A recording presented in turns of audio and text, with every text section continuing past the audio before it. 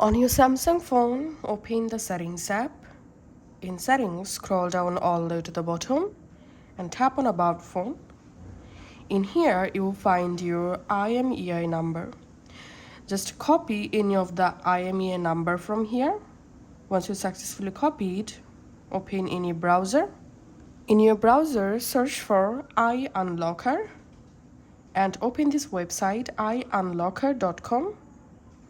Once you are in this website, you have to select IMEI check and now tap this menu and select here Android check and select here Samsung IMEI and serial check.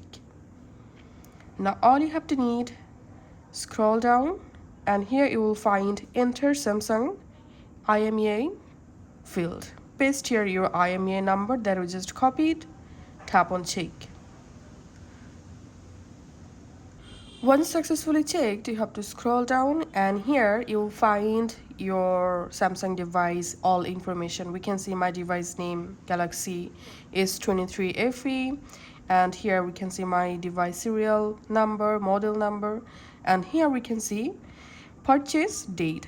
So we can see this phone was purchased 27 October 2023. So that's how we can actually check our Samsung phone purchase date or activation date. Thanks for watching.